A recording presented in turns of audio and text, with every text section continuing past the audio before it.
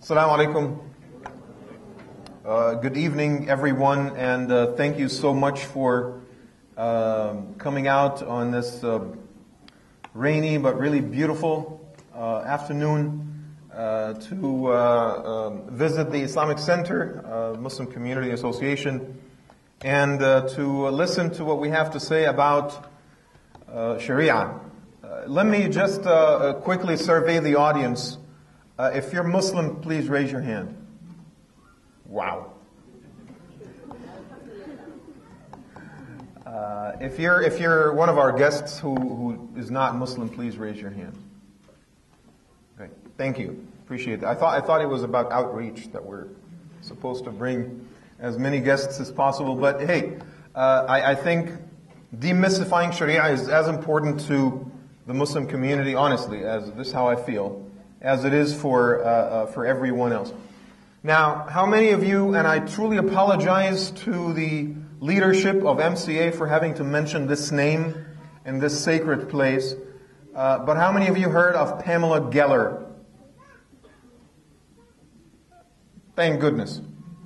You did not miss a lot. Pamela Geller is a blogger and an anti-Muslim crusader who has been basically on this rampage leading the campaign against the so-called Sharia in America. And I will just to share with you the ludicrous nature of her campaign, I will share with you one story. How many of you celebrate Thanksgiving by buying a turkey? I mean, I do that with my family. There is a company that, possibly one of the most popular producers of turkey in America. It's called Butterball. Did you hear about that before? Butterball wanted to expand its market, so they wanted to make sure that they have a line of their turkeys that are slaughtered according to the halal standards, which is very similar to kosher, but for Muslims. In fact, most Muslims consider it okay to consume kosher meat. Now, when Pamela Geller heard that Butterball is now producing halal turkeys, or has a line of halal turkeys, went on basically a rampage on her blog, warning Americans of the danger of having halal turkey in your local Safeway or Save Mart or Costco, right? Why? Because halal turkey will be a tool to impose Islam on America and will turn Thanksgiving into an Islamic holiday and will force American women to wear hijab, the headscarf, just like Muslims. I don't know where the connection came from, because you would have to make the turkey itself wear hijab before anyone else wears hijab. But this is how ridiculous this instrument of political campaigning, this is my judgment, has unfortunately become in this country, that we have to spend time actually talking about something and defending it when it doesn't even exist. This is how big of a waste this has become, but yet it is an issue and needs to be addressed. We keep telling everyone, Muslims in America love America and they enjoy the rights that they have been given in this country. They're raising their children here for a reason. They have left their homelands for a reason, right? And we keep saying most American laws are not inherently incompatible with the teachings of Sharia anyway, which I will explain to you what Sharia is in a few minutes. And it's just people don't want to listen. You keep telling them America is a democracy. No one group can impose a set of laws on American society without the consensus of American society, without the legal process. I cannot impose any so-called Islamic laws on people that live in my neighborhood up in Sacramento without the city council that is elected passing it, right? It's just common sense. But you keep talking to people about these things, you don't want to listen. And if someone blocks you out and doesn't want to listen to what you have to say, there's no way you can get those people to actually understand what you're saying. It reminds me of the joke that one of my teachers told me. There was this Shaykh, this Imam of a masjid, and this teenager came to him and he says, "Yeah, Imam, I want to become a good Muslim. I want to focus on my religious obligations and get closer to God. But this girl that I'm in love with, and I just have these lustful thoughts about her all the time, filling my mind. Please pray that I stop do this and focus on my prayers. So the Imam kept saying, Ya Allah, increase his Iman. Fill his heart with Iman. And then the Imam, just hold on one second. He says, stop, let me make my prayers. Ya Allah, fill his heart with Iman. Increase his heart. Iman means faith, by the way, in Arabic. So he's saying, oh God, strengthen his faith. He kept doing this for 5 minutes, and every time the kid is trying to interrupt him to stop, let me just say one thing, please. Stop, let me finish my prayer first. Doesn't want to listen to him. And then after he finishes prayer, he's asking the kid, so why were you interrupting me during my dua, during my prayer? He says, yeah, Shaykh, the girl's name is Iman. He doesn't want to listen to him. So he just keeps going on and on and on. When people don't want to listen, they block you out. That's it. Khalas, you can't do anything about it. And this is unfortunately what those people have done when it comes to the Sharia, the so-called Sharia campaign. They lied about something and they eventually believed that lie, unfortunately. And here's what I plan to do in the next 20 minutes. And I'm personally looking forward to the lecture by Dr. Mokthar, which inshallah I think each and every one of you will benefit greatly from. But what I plan to do in the next 20 minutes is to demystify the notion of Sharia by, number one, defining it. Number two, talking a little bit about democracy. And number three, showing everyone that the teachings of Islam and the Islamic legal injunctions are not incompatible with democratic practices. So at some point, even if, and this is not on any Muslim's mind, but even if American society at some point decided to adopt an article that is inspired by religious teachings, it is not going to be detrimental to our democracy anyway.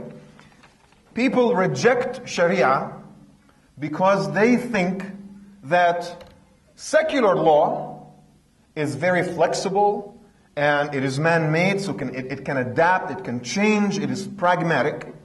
Whereas religious law is very dogmatic, very rigid, it's not subject to change, right? I need to establish in this lecture that the opposite is true. That secular law is often very, very dogmatic and extremely rigid, and that religious law is a lot more fluid and flexible and pliable than we think. Number one. Let me talk about Sharia. What is Sharia? Let me define Sharia first so everyone knows what we're talking about. Sharia is a system of laws that were basically created by scholars, human beings like you and I, in an attempt to understand God's injunctions. So we have sources, the scriptures, be it the Quran or the sayings of the Prophet Muhammad, peace be upon him, known as the Hadith. Right? So those are the sources. You can consider the sources to have basically unprocessed information in the scriptures. And then it is the role of the scholars to sit down and come together and try to derive legal injunctions from those. That is what Sharia is about. So compare the Talmud with the Old Testament, for example. The rabbinic tradition, all the rabbis coming together, trying to understand God's law. And they created this tradition, this institution that is called the Talmud. So Sharia is very similar to that notion. Now the difference is two main things. Number one, do we have as Muslims a book like if I go to a library of any Muslim at home, is there a book on your bookshelf somewhere that is called Sharia? Is there such thing? Like, okay, is there a book right next to it, right next to that other book that doesn't exist? Is there a book right next to it that says how to implement Sharia in America? Did you have that? I don't have that. Do we have it in the masjid? The MCA board, do you guys have that in the masjid? Somewhere? Do you have a book that is called Sharia in the masjid? We don't have that. Why? Because there is 1.6 or 1.7 billion Muslims in the world. Do they or do they not agree on the definition of Sharia? Do we agree on what that is? I mean, we have an idea, we have a vague idea. Sharia tells us that we cannot murder anyone. that we cannot steal something. Sharia says that we need to pray 5 times a day. But almost with everything else, there is room of disagreement. We've created schools of thought. We call them madhab, right? The madhab is a school of thought. It's a school of legal discourse. It's a school of jurisprudence, where particular school that is founded by a scholar, it is their understanding of what Sharia is. So you have on the Sunni side, you have the Hanafi, the Maliki, the Shafi'i, and the Hanbali. And on the Shia side, we have the 3 main schools of thought, the Ja'fari, the Zaydi, and Ismaili, right? So those are the 7 major schools of jurisprudence in Islam. Do you think that all of them agree on what Sharia is? Do we agree on such things? I mean, I wish we did, but we don't. Now, Sharia, that's the first difference between Sharia and the Talmud. The Talmud is a lot clear-cut than that. The second difference is this. When it comes to legal discourse, the primary function of law anywhere on earth is one thing and one thing only, right? And that is to create a line between acceptable and unacceptable behavior, right? You understand what I'm trying to say? So you're driving on the highway, coming to NCA. You need to know the speed limit because 64 is okay, 65 is okay, but 66 is not okay. Now, I don't think you're going to get a ticket for driving at 66 miles an hour, but is it against the law or not? It is against the law. The law needs to draw a clear-cut line between accepted and unaccepted behavior. Now, Sharia achieves that, but it does something else. Sharia also helps you regulate your personal behavior. So it is true that Sharia tells you, you cannot do this. But even with the other options that are permissible, Sharia grades them, puts them at different levels. So you have, on the one hand, you have haram, right, which is prohibited. And on the other hand, you have permissible, which is halal. Now, halal is also divided into different categories. There is something that is makruh. Is makruh permissible or not? Right? You have meritorious. It is favorable. It is good. Right? Mustahab. Oh, it's just permissible. So there is basically a spectrum of colors on the halal side. So what Sharia expects us to do, basically at the end of the day, is to avoid anything that is wrong, but at the same time, follow the best of behavior. Not just do things that are permissible, follow the best of behavior, and that's what it does. So I define Sharia, let me define democracy. The best definition I found for democracy anywhere, I mean, they talk about the rule of the people through representation.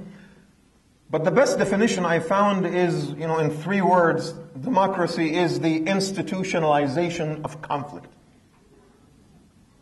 Assuming that conflict is a natural, inherent quality of any human society, and we just need to come together and create institutions through which we can channel this conflict in a way that will not be detrimental to the integrity of any given society. So it's just creating a civilized way to manage conflict in any society. That's why we create institutions and so forth.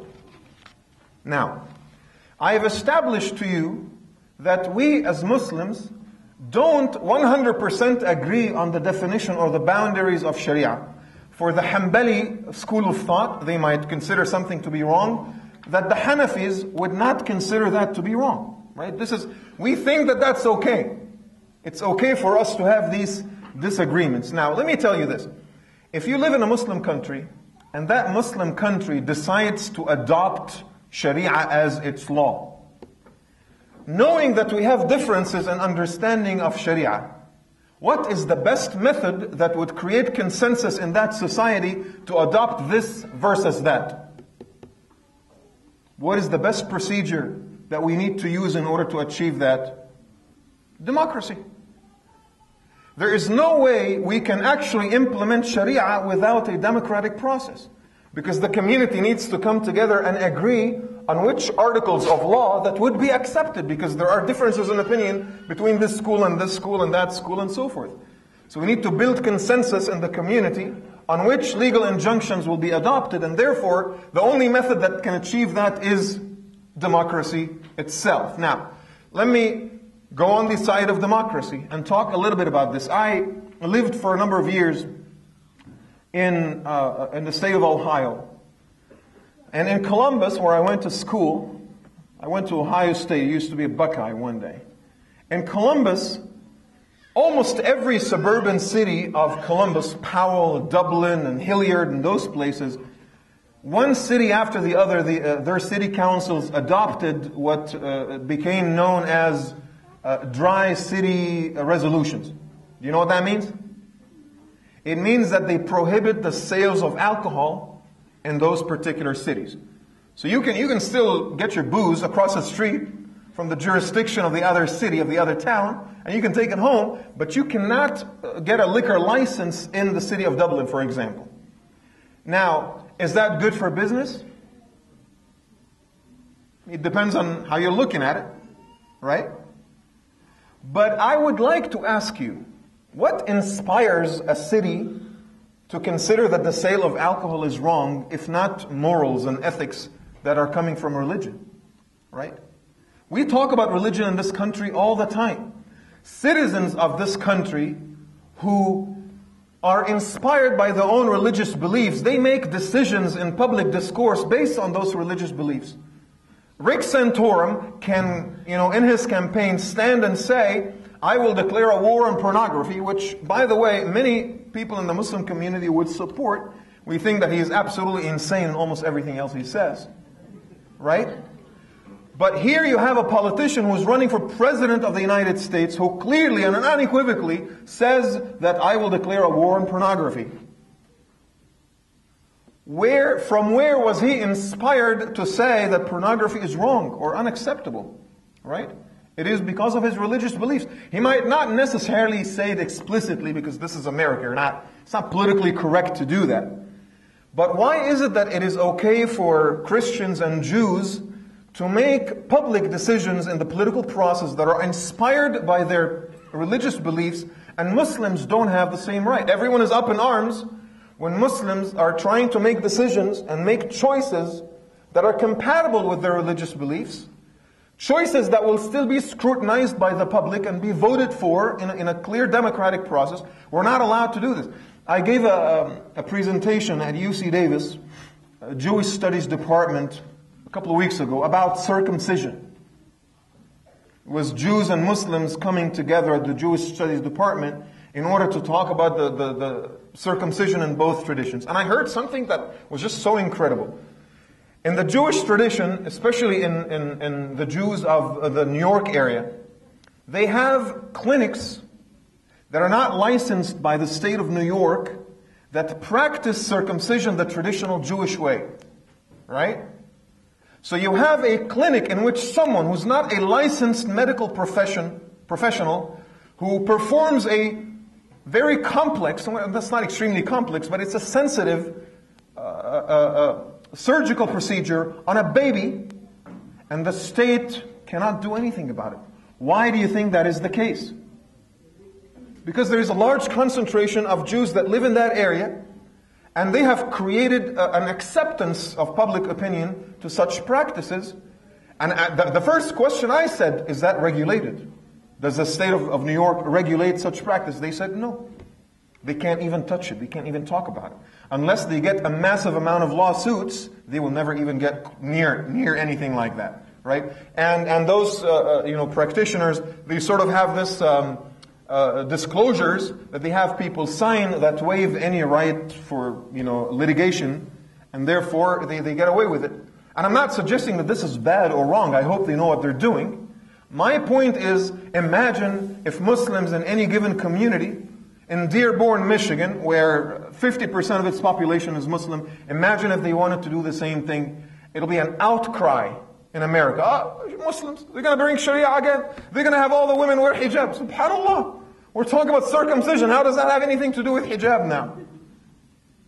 Whenever it's anyone else, that's okay. But when Muslims are trying to practice some of their religion without necessarily stepping on anyone else's toes, it becomes a problem. Now, I need to share with you something very important. This will be my last thought. And that is, democracy is not a perfect system anyway. Right? Democracy, the only reason we have democracy is because we failed to find an alternative system. Right? We don't know of anything better. But democracy is riddled with problems, and every single one of us knows that for sure.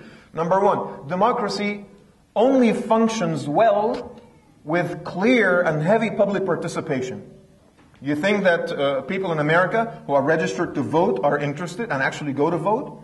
Usually turnout percentages are what, like 20, 30%? That is shameful. So you have 70% of the population, and I mean 70% of those who are registered to vote. So the percentage is actually much bigger for the larger population. You have about 15% or 20% in America that actually vote, and the rest are not even there. So that's a big problem. Number two, in America, the media sways the vote. Number three, voters' lack of information about the issues makes them make the wrong decisions. You go to the ballot box, and the last sign you saw is the one that sticks in your mind. Yes for 8, no for 7. That's it. That's what you remember. You haven't done your due diligence, right? Democracy in America is influenced by lobbying, is influenced by corporations, is influenced by interest groups, and all kinds of stuff. Do you think, and I'm not suggesting there's a conspiracy or anything like that. There isn't. But this is the nature of democracy. But yet, it is better than kingship. It is better than absolute monarchies. And that's why we accept it. So democracy is not perfect either, but we accept it. We love it. We don't have another choice. But in America, knowing that democracy is not really the perfect system is something that will lead us to a very, very important conclusion. Is that no Muslim in this country, I think, has any interest in bringing Sharia law and making that the overarching law of this land.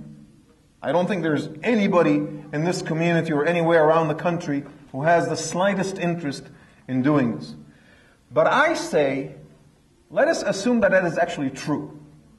Let us assume that Muslims in America have this grand plan to make Sharia, even though I just said that we don't even agree on what that means, but let us assume that that is true, that Muslims in America have this amazing conspiracy, and then they would like to impose Sharia on America. What do they have to do in order to get that done? They have to go through the natural channels of the democratic process. They need to use the existing parameters in the system and present those issues to the voters, right? And the voters at the end of the day will have the right to say either yes or no. Isn't that what democracy is about? Let's say that there is a city in the state of Michigan that is suffering from a great deal of crimes that are about to destroy the city. And then that city adopted a certain law that is inspired by religious teachings that actually took care of the problem through a democratic process. Does that make that law a bad thing? So if Muslims, and I don't think that is it was never an issue that was raised in any Muslim community, and I've been to at least 10 of them, worked and served at 10 of them over the years.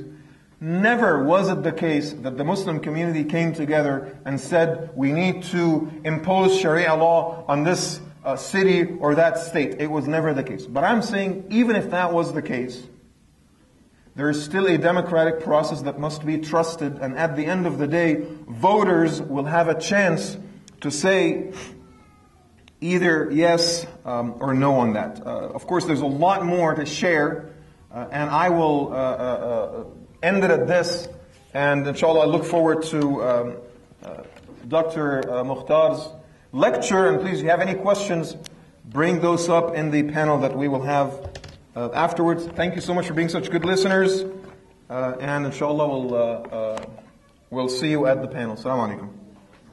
Assalamu alaikum wa rahmatullahi ta'ala wa barakatuh. Peace be with you and upon you. Shalom alaikum. Bismillah, walhamdulillah, wassalatu wassalamu ala rasulillah, وآله وصحبه ومن والاه. It gives me indeed pleasure to stand here in front of my many dear brothers and sisters in Islam and other brothers and sisters in humanity and in other faiths, to share with you some of what I feel is important within this hour about the concept of Sharia in the Islamic sense. First of all, I elected, for the sake of personal preference, and I hope it would be useful, to share with you some quotes from some special Western personalities and scholars of law and of international world of politics. For example, Justice Jackson, in a foreword to a book called Law in the Middle East, said, Islamic law was regarded as of speculative rather than of practical interest and received attention from a relatively few specialists and scholars. But a review of the reasons we have deemed such knowledge too alien but useful to us show the reasons why we should abandon the smug belief that Muslim experience has nothing to teach us. End of quote. In a symposium on international law years ago, one Western scholar, Professor Vera Mentry, writes, in relation to the vital discipline of international law, there was no literature from Greece and Rome comparable to their literature in private law. We do not have treatises dealing with such questions as the binding force and interpretations of treaties, the duties of combatants, the rights of non-combatants, or the disposal of enemy property. The only body of literature in this discipline was the Islamic. And he adds later, Arabic literature was not a great unknown in the days when the first seeds were being sown of what was to become Western international law. This is a discipline which was well developed in Islam, contrary to views which generations of prejudiced writing had instilled in the non-Islamic mind, and requires close attention in any study emphasizing the international importance of Islamic law. End of quote. Professor Rhyne, R-H-Y-N-E, in his International Law, writes, Western scholars such as Vittoria Ayala and Gentili came from parts of Spain and Italy where the influence of Islamic law was great. Great jurists and theologians like Martin Luther studied Arabic. Western libraries carried the Arabic treatise in law. He adds, the first codification of international law as a collection of cases and practices was made by the Muslim scholar Al-Shaybani, that is Mohammed ibn al-Hasan of the Hanafi school of jurisprudence, in his work As-Siyar in the 8th century, preceding similar Western works by centuries. End of quote. This leads me to talk about an aspect of Islamic Sharia that is very essential, and then I will come to deal perhaps in the rest of the time to deal with the question of jurisdiction, the jurisdiction of Sharia, as is a concern about from many non-Muslim personalities and brothers and those who are genuinely concerned and those who are maliciously concerned. There is this question about Sharia in the United States and how would it apply and whether we want it or not. I will deal with that through the question of Islamic jurisdiction. But let me first say that the word Sharia, first of all, in the Arabic language simply means a trodden path. A trodden path to an inexhaustible source of water. There's a beautiful meaning there that is carried in this word Sharia.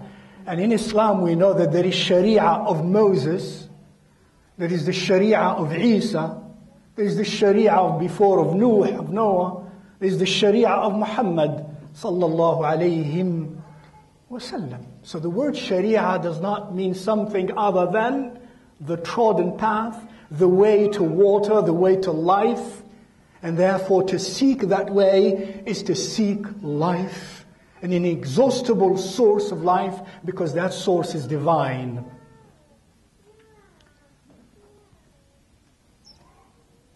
Second, Sharia in a generic sense, in a general sense, is not only the texts of the Quran, the revelation, and of the Sunnah, of the way of the Messenger Muhammad, peace be upon him, his teachings, his sayings, his practices, but it came to be practically, I underline practically, defined as that which also includes the interpretive views and opinions of the scholars as they look at the original texts and attempt to derive verdicts and rulings on different issues of life. In other words, the interpretive power of the scholar becomes part of Sharia, though that is actually more technically part of what we call fiqh. That having been said, the scholars have all basically agreed that Sharia has a purpose, it has an objective. This Muhammadan Sharia, Sharia al-Muhammadiyah, this Sharia divine has a purpose. And that purpose is to promote and preserve the well-being of the human beings. مقصد الشريعة تحقيق مصالح العباد في المعاش والمعاد, as they mentioned, the scholars rahimahumullah ta'ala. In other words, there is a real of this world and of the world of the beyond benefit, objective to be realized, that actually pours into the attainment and the acquisition of happiness in this world and of freedom in this world, and we say of the ultimate happiness and freedom in the hereafter, when the human being with the maximum potential that God created in him or her, physical as well as spiritual, will experience the divine. That's ultimate freedom. We do not experience the divine in this world in the way it should be because we are not free enough to experience the divine. And they say, and those objectives are also, if you will, qualified and even quantified. And they say, they speak of the 5 universals and constants that Islamic Sharia intends to promote and to preserve.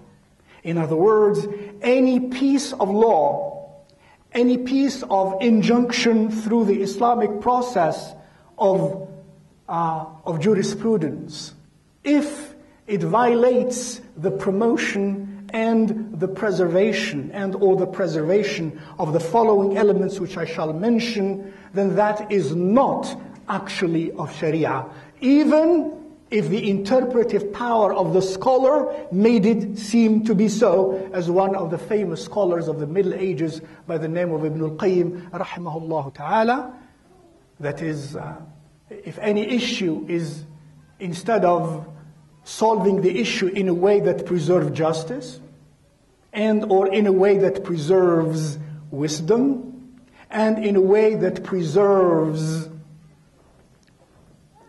rahmah, that is merciful love, and in a way that preserves the well-being of the human beings, if the solution is antithetical to that, then it cannot be of Sharia, even if by ta'wil, by a process of scholarly interpretation, it seems to be so.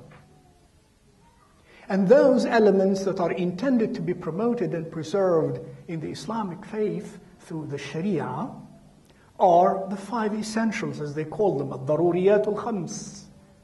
First, faith, one's deen. And by the way, in that is included, as many would read it, is included the freedom of religious practices allowed by Islamic Sharia and preserved and promoted by Islamic Sharia of other religions, in particular and especially Judaism and Christianity. Second, preservation of an-nafs and promotion of an-nafs life. In other words, any piece of legislation in Sharia, if the result of which is to violate the sanctity of life and the freedom of promoting that, then that cannot be of Sharia and would not be accepted of Sharia. Thirdly, al-aql, human reason. Sharia came to promote and protect human reason and human wisdom. Again, that which leads to not promoting it and not preserving it is forbidden or reprehensible, and laws are to be promulgated in order to preserve human reason. Therefore, by the way, one of the important arguments in Islamic Sharia about why, in general, intoxicants are forbidden, whether they be alcohol or LSD or marijuana or whatever, or cocaine and so on, is because they hamper the ability of human reason to operate properly. And that could be very detrimental to that ability to reason properly, to think properly. So it would be prohibited. In addition to many other ailments, of course, and illnesses that taking intoxicants lead the human being as individual and the society of human beings in general, in terms of harm and injury. The other element, number 4, is one's property. Islamic Sharia is intended also to preserve and promote, and the laws that are promulgated must not violate the preservation and the promotion of property, private property and collective property. And fifthly, to be brief, Islamic Sharia came also to preserve and promote what they call al-ird, one's honor, one's dignity, al-ird in Arabic, Ain, Ra, Dad, but ird, not Arab, not Ard either, those are different words. Ird, one's honor and one's dignity, and therefore one's family and progeny is part of that honor and dignity, and laws cannot be promulgated and cannot be accepted and would be always challenged if they violate this other objective that the Islamic Sharia is to preserve and to promote. And therefore, from that, in the Islamic Sharia, the scholars, the traditional scholars, have talked about the rights in Islamic Sharia. Though more so in Islamic Sharia we talk about duties There is a spiritual reason usually why, because talking about rights is, in a spiritual sense, inflating the ego. And that leads sometimes to more harm than benefit. So we emphasize duties to de-emphasize spiritually the ego and the self. And thus, though the scholars have talked about rights, they have not talked about them in the same way they have talked about duties for the reason that I have mentioned just now as one of the main reasons. Now, those rights in Islamic Sharia, they talk about the rights of God, huququllah, the rights of the ibad, the rights of the creatures of God, and rights that are mixed issues in which the right of God as well as the right of the creature is involved, and those are of two kinds, classified in Islamic Sharia and Islamic jurisprudence as the following: mixed rights, rights of God and rights of the creatures. One, in which the rights of God supersedes the right of the individual or of the creator. And another, in which the rights of the creator supersedes the right of God. And all of that is dealt with in that sense, in the sense of a Sharia, from a Sharia point of view, to preserve those 5 elements that we mentioned. And therefore, a violation, I repeat, a violation of the promotion and the preservation of any of those 5 elements that we just talked about would constitute something that is non-Shari, would constitute a crime. But the word crime is used in Islamic Sharia in a wider sense. Lying is a crime. Cheating is a crime. Backbiting is a crime. Ridiculing someone is a crime. Raising one's voice disrespectfully in front of a teacher is a crime. Hurting your parents verbally or emotionally or physically is a crime, and so on. Killing a life is a crime. Stealing is a crime. Committing a sexual relationship outside a valid contract of marriage is a crime. Slandering the character of a person is a crime, and so on. Not performing your salawat on time and properly is a crime. Not giving charity in the concept of zakah when the conditions require that is a crime, and so on. But crimes are dealt with in different ways. The violation of any of those rights that I mentioned, the rights of God, or the rights of the creatures, or the mixed rights, would constitute a crime. And those crimes are classified, the commissions and or omissions in the acts of an individual, or in the words of an individual, they are of 5 kinds. In secular law, in secular American law, for example, we have do's and don'ts. You have to do and you must not do. In Islamic Sharia, we have 5 types. This is very basic, fundamental, but very interesting. We don't have only in Islamic Sharia do's and don'ts. We have something in between also. We have do's you must do, which means if you don't do that, you will be punishable on the day of judgment. And if you, in terms of the obligatory, if you don't do that, you will be punished. And if you do that, you will be rewarded. The prohibited, if you don't do that, you will be rewarded. And if you do that, you will be punished. And then we have the recommended, something recommended. If you don't do that, you're not punished. If you do that, you are rewarded. Then we have the reprehensible, the Maghroui. If you do not that, if you do not do that, if you omit it, you will be rewarded. If you commit it, you will not be punished. And then we have simply what is called the lawful, al-halal, al-mubah. Whether you commit it or omit it, you are neither punished nor rewarded.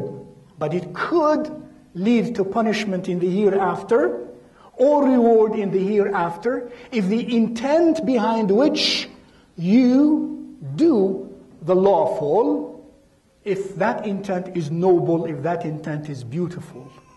Now, the concept of 5 values of law is very interesting versus 2 values of law. 2 values of law, you do or you don't. There is a choice in 5 values. You may do and you may not do. If you do, you're rewarded. If you don't, you're not punished. If you don't do, you're rewarded. If you do, you're not punished. There is more leniency. There is more tolerance. There is more openness in this 5-pronged system of values versus the 2-pronged system of values. Now, in Sharia there are constants and there are variables. Please keep that in mind also, my dear brothers and sisters, Muslims and non-Muslims. Many Muslims don't know that either, and we argue about things as though everything is constant and does not allow for variability. Our scholars, the most traditional scholars in the most traditional of jurisprudence do know that there are constants and there are variables. And it is interesting to note, in a beautiful way, I believe, the consistency of this concept with human nature. What do I mean by that? Human nature is both material as well as spiritual. We are not only made of matter, and if those who doubt that, the materialists, well, tell me what is dream. Tell me what is thought. Even if you argue that thinking and the concept of thought developed and evolved, well, if it evolved, assume we take that as such, that it evolved. It is, however, different than something that is material. It is not material now in itself. It is different than material. So we are both material and spiritual. We think, we dream, we love, we hope, we're afraid, we desire. All of that is different than that which is material. We're material and spiritual. The spiritual in the Islamic Sharia has therefore part of the Sharia that deals with it. And the part of the Sharia that deals with the spiritual is what is construed, what could be identified as the constants. Why? Because the spirit is timeless. The qalb, the ruh, the spirit is timeless. It's not bound by time. It travels into the past and into the future. When you dream, you go into the past and into the future. With your thoughts, you go beyond time. The spirit is timeless, not bound by time, and therefore, in this very beautiful, natural way, you have in Sharia constants that are not time-dependent, such as to believe and love God, such as to love and to be truthful. To be truthful cannot change, should not be altered. To be forbearing, to be patient, these internal characteristics of the spirit, of the heart, are constants in the sense that the Sharia requires them. They do not change.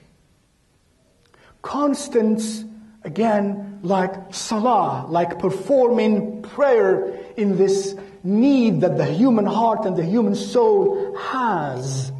And it will always have. It's a constant. It does not change. And the like of that, the laws of Sharia pertaining to that which is spiritual and timeless are constant. And to that which pertains to that which is time-bound of this world, worldly. In English, worldly means secular. Therefore, what we may call the secular body of Islamic Sharia, meaning the part of Islamic Sharia that deals with that which is worldly and time-bound.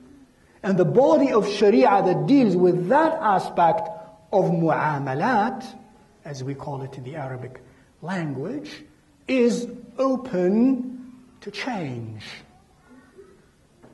And the change must be consistent with the preservation and promotion of what the scholars talked about, as I mentioned earlier, the 5 constants and universals.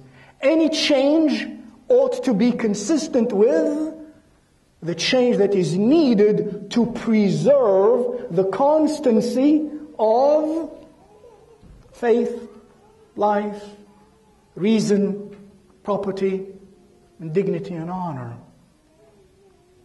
So there is that concept. That's why, if some of you find this a little bit too involved, which I don't think it is yet, as Muslims, you know that you have to fast, right?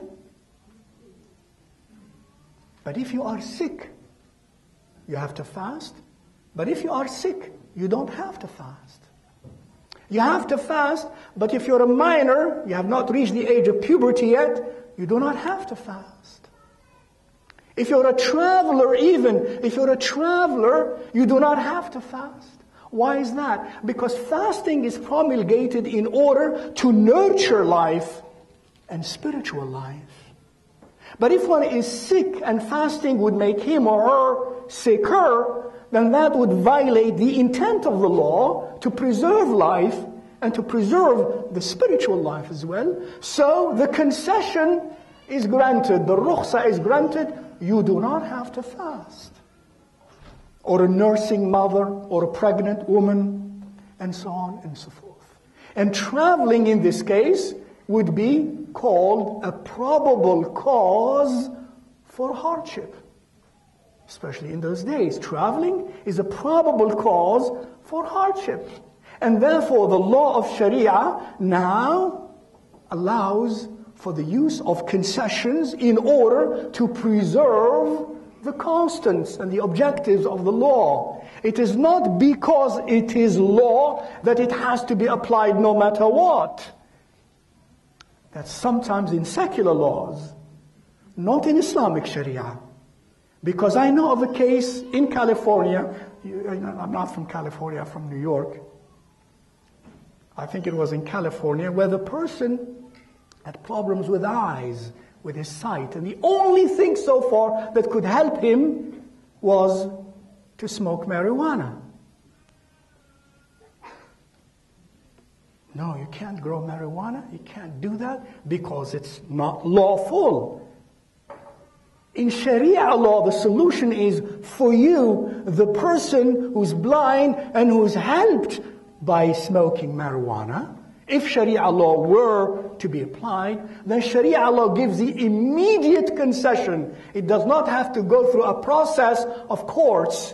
It gives the immediate concession because preserving life or an aspect of life supersedes the concern of the law to protect the individual and society, and especially that in this case there is no harm to society, or if the harm is far outweighed by the benefits. That's part of Islamic Sharia as well. And time does not permit to go through more of these details. That's why people go and study and do PhDs and so on and so forth, and become scholars. Ignorance is not bliss. Half knowledge is dangerous knowledge. Now, The concept in Sharia of what we call ratiocination or ta'leel al-ahkam. It is well established in Islamic Sharia in accordance to the huge majority of Muslim scholars, especially in the Ahl Sunnah, that الأحكام تدور بعللها وجودا وعدما. That Islamic verdicts of law, rotate,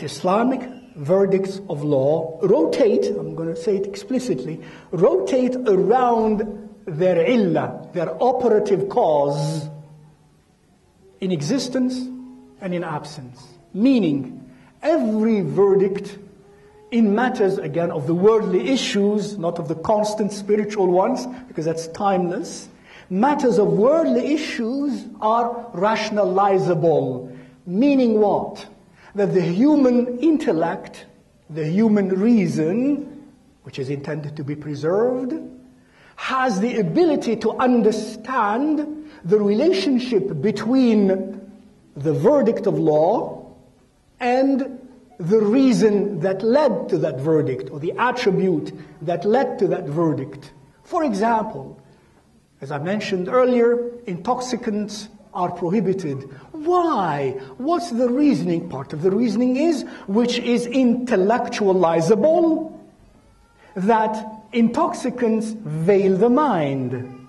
So we can understand that, human reason can understand that. That's called rationalizable.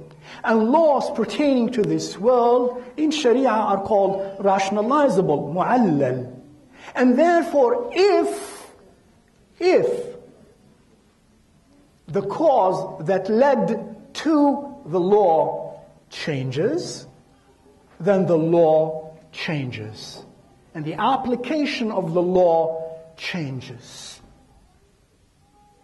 I gave you an example that everybody understood and understands. If a woman is pregnant, she does not have to fast. Can you understand why? You can. So she has to fast, but if a condition changes, she's pregnant, she does not fast. To preserve the law and the objective of the law, which is about the well-being of the human being, spiritually as well as physically, and so on, etc. So this is very important to keep in mind, amongst many other things. The next thing I would like to mention, so that time would allow me to add few things, come to the question of jurisdiction. Does Sharia apply in the United States? What do the scholars of Sharia say? Have they spoken about something like this before? Does the body of Islamic Sharia contain such discourse? The answer is yes.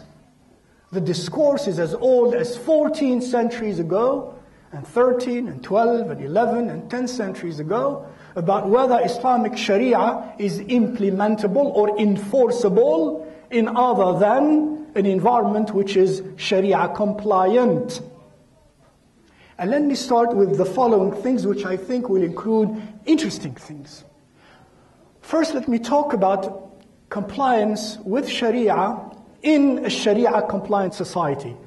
Let's say a Muslim society that applies Sharia and lives by the rules of Sharia and chooses, as was said earlier by my dear predecessor, Hafidhahullah, democratically chose to do so. 14 centuries ago, through the Quran, through the teaching of Muhammad, the Prophet sallallahu alaihi wasallam, the scholars derived some of what I'm going to share with you in the next few minutes. Let's take first the case of in Muslim compliant society to Sharia. The non-Muslim citizen first of that state. Let's say Christian or a Jew. How does Sharia apply to them? Sharia applies to them, for example, in the following ways. They, as Christians and Jews, by Sharia and by the protection of Sharia, have the God-given right through Sharia to practice their faith. That's from the Quran, from the Sunnah, and therefore from the conclusions of the scholars. The Quran, if some of you don't know, teaches about Christians and Jews and so on. وَلَا تُجَادِلُوا أَهْلَ الْكِتَابِ إِلَّا بِالَّتِي هِيَ أَحْسَنُ. Do not, even in disagreements, argue with the people of the book, the Christians and the Jews that is, are called the people of the book, except in ways that are most beautiful. Except in ways that are most beautiful. Muhammad, the Messenger sallallahu alayhi wasallam, said in an authentic text, he said, "Man adha dhimmiyan," the person who shall harm dhimmi, and the dhimmi is a person who's been given God's protection and His Messenger as he or she chooses to live as a citizen in the midst of an Islamic state. That's the concept of dhimma. God gave them that protection. And His Messenger gave them that protection. He said, if anyone harms any one of those, or causes him to bear that which he or she cannot bear naturally, he said, I will be his prosecutor on the day of judgment. كنت حجيجه يوم القيامة. I will be his prosecutor on the day of judgment.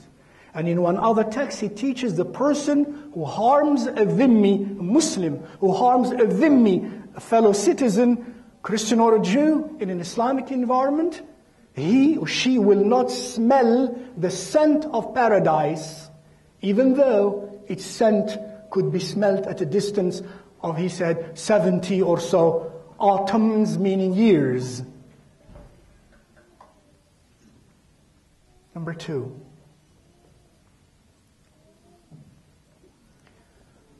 As I said earlier, or did I? Part of Sharia is not only what some people envisage as the practice of criminal punishment to certain crimes, i.e. the concept of hudud. I say speaking the truth is Sharia. Being gentle and kind and giving and magnanimous and benevolent in addition to being just is of Sharia. Being sincere and honest in trading, in business, is part of Sharia. By the way, when you buy something at the store and then you go back home, you don't like it, you find something you don't like, and you go back and return it, that's part of Sharia too. Just in case some of us don't know some details of the laws of trade, of bay' and shira. Wa bay'ul khiyar, wa raddu bil aib. Some of you might understand these notions in fiqh. That's Sharia law too. When somebody commits a crime and through proper, honest procedure is found guilty, the procedure is Sharia procedure also, at least partly, etc., etc. Now, a Christian to live most, first of all, of his, or a Jew, most of his or her values, noble and good values, that's protected by Sharia. To go to church is protected by Sharia. To go to the synagogue is protected by Sharia. And we're talking about the context of 14 centuries ago. When in that time, in the Western world, the notion of pluralism was not even discussed. Then you have Christians and Jews who live with their rights protected by Sharia law to go to church and to go to the synagogue and to live peacefully in the midst of their fellow Muslim citizens. That's why many Muslims says Islamic history, Islamic societies overall were one of the means by which, not only by the way Greco-Roman philosophy was preserved, but most importantly, Judeo-Christian values, as the Christians and Jews themselves chose them to be, were also given the right to be through Sharia. Let's go a little quicker. By the way, one of the companions, radiallahu ta'ala anhu, I think it was Amr ibn al-As or Abdullah ibn Amr ibn al-As. He went and slaughtered an animal and prepared the meat and so on, slaughtered the animal in the Islamic way, like the Jewish way also, the blood has to be drained and so on, in certain ways. And then he told his servant, once you prepare that and you finish that and you cut the meat, please begin by distributing the meat, begin with our neighbors, and begin with our Jewish neighbor. He said, Rahimakallah, why should I begin with my Jewish neighbor, with our Jewish neighbor? He said, because the Messenger Muhammad sallallahu alayhi wasallam always insisted that we be very kind to our neighbors, even if they were non-Muslims. To the extent that we were almost concerned that if he continued like this, he would say to us one day, your neighbor has right in your inheritance, whoever they be.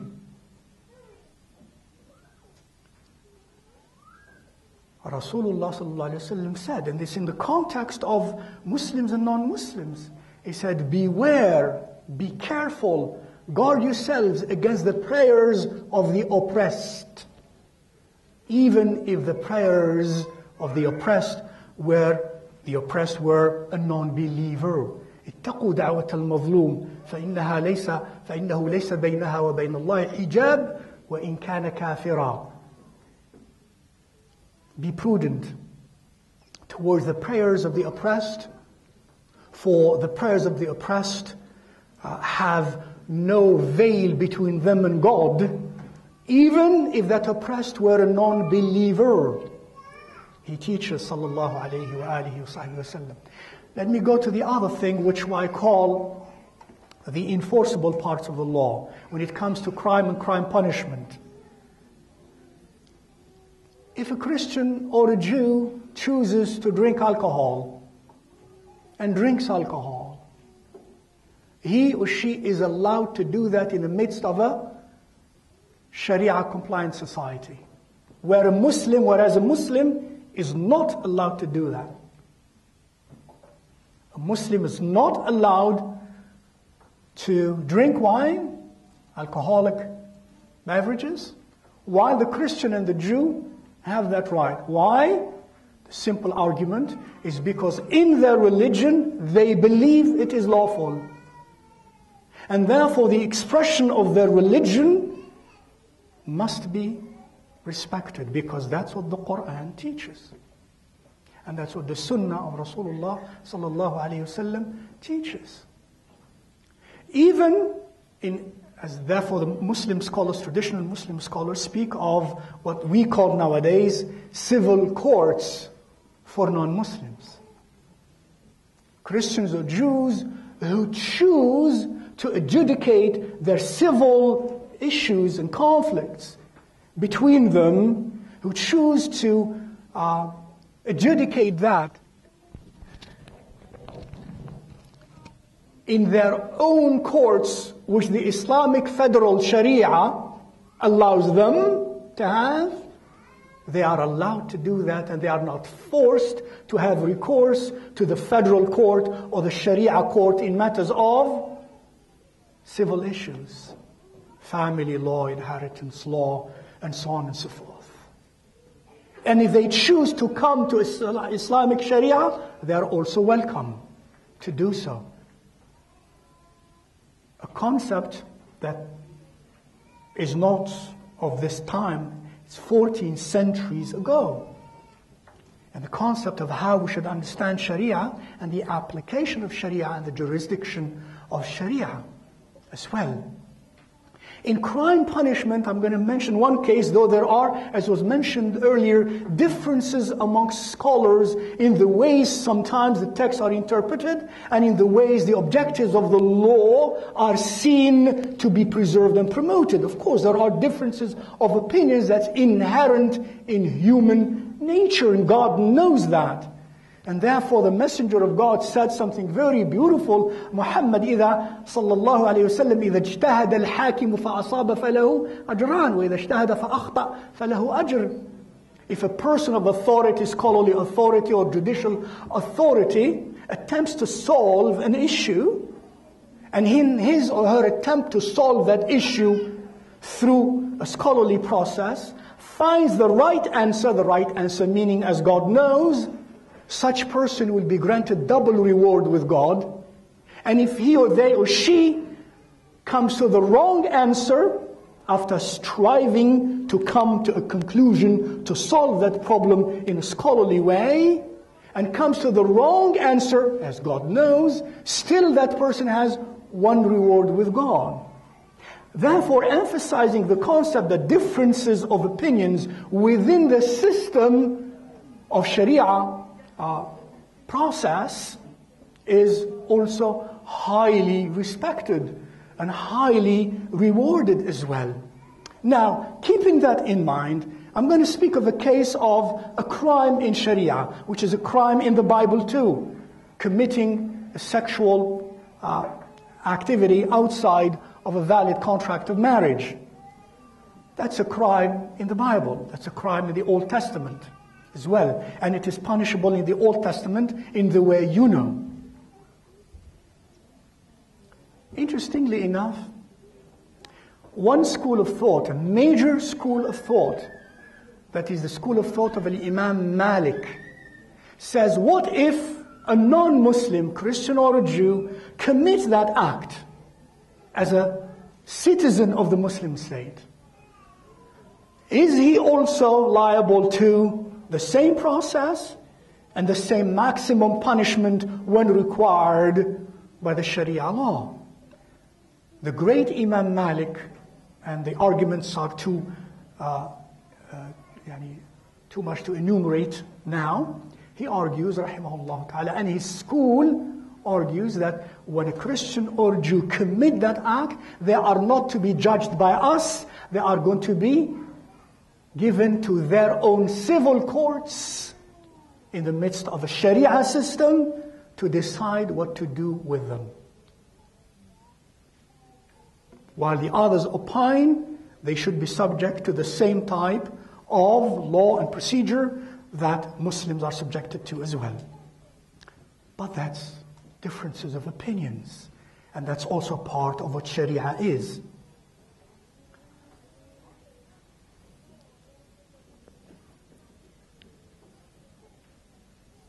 When it comes to a visitor, non-Muslim visitor to a Sharia-compliant state, a person comes as a visitor, a Christian or a Jew comes to a Muslim state as a visitor. We're talking about, these are laws that were of medieval times. And look how Muslim scholars looked at these issues and the rights of minorities as granted by the divine, and how to do our best to preserve them and to promote them as well. And look at this example, a visitor to the Muslim state. If he drinks alcohol, same thing applies as the citizen, non-Muslim citizen of a Muslim state. And what does that mean? A visitor who drinks alcohol in an Islamic state, what does the law say, the Islamic Sharia say? No, come on. No? That's their right, exactly. Because in their religion, it is sanctioned as they believe it to be. Zina. Now the concept of sexual relationship outside a valid contract of marriage, in the case of a non-Muslim citizen, what did I mention? One school says, give him or her to their own civil courts. They will decide. They have that freedom. When it comes to the visitor, the majority of them say, no, he is not liable and subject to the punishment of the same punishment that a Muslim would be subjected to. No rajm.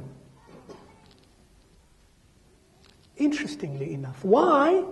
The argument here is, part of the argument, is a non-Muslim citizen is committed to the law of Sharia as a citizen. But a visitor is not. He's not a citizen unless, and you find some of them, these are centuries ago arguments, unless before coming into our state, they argued, he had agreed by writing to abide by our laws when it comes to crime and crime punishment. Otherwise, the maximum punishment that a Muslim is subjected to when it comes to the non-Muslim visitor is remitted. In the case of a non-Muslim, the concept of what is most important here for me to draw on you is the concept of how Islamic Sharia in medieval times even had very seriously looked at how to be faithful to its values, the Sharia, and also by that and through that to protect the non-Muslim, whether visitor or citizen. By the way, another example which is very interesting, in the case of Sariqah. What is Sariqah, by the way? Stealing. And if I had time, I'll talk to you about a lot about that and what you saw in the movie Aladdin and what most people think, Muslims as well as non-Muslims, what the punishment of Sariqah is and what of theft is, rather. And they translate Sariqah as theft. You would be very surprised to know how much as Muslims we do not know, educated Muslims we do not know, let alone our fellow non-Muslims. Now, if Sariqah, not theft, because not every theft is Sariqah. Sometimes it is a theft, but it is not Sariqah. Sariqah is the taking of the property of someone else's without their consent, by stealth, and the property has to be taken from a custody, and the custody has to be commensurate with the value of the property, and the property had to be taken out of the custody. And the value of the property has to reach a certain minimum value along with other conditions that define what Sariqah is. When all of those conditions are met, then there is the maximum punishment of amputation. Now, to the visitor, does it apply? The majority of the schools, of the Maliki schools, of the Hanafi schools, and of the Shafi'i schools. The majority of the Shafi'i, the majority of the Maliki, and the opinion of Abu Hanifa, as well as Abu Yusuf, or Muhammad ibn al-Hasan, that the visitor is not subject to that punishment if he commits the crime of Sariqah. Again, the argument is, as visitors, and they spoke even the visitor who was a combatant, Harbi.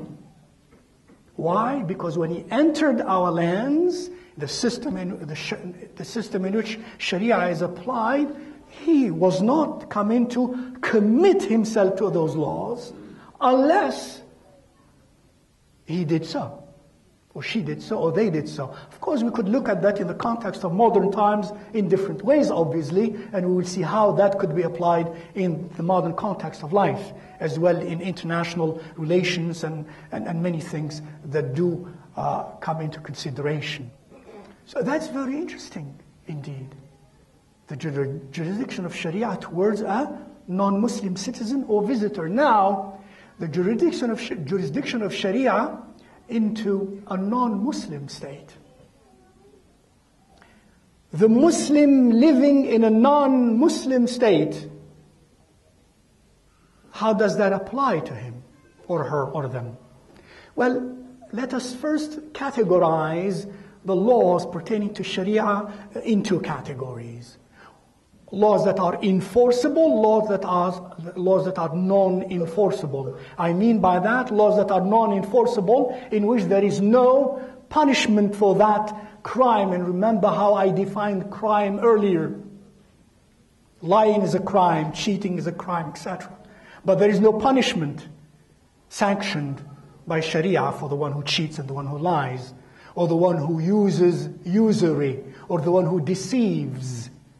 Whereas there are crimes for the one who commits murder, for the one who slanders and so on. But there are the great bulk of law is not accompanied by texts in which there is a punishment for a certain violation. Some of that sometimes is left to the judicial authorities and so on to promulgate laws that would be also open to variations and to changes, to do their best to promote peace and security and order in society.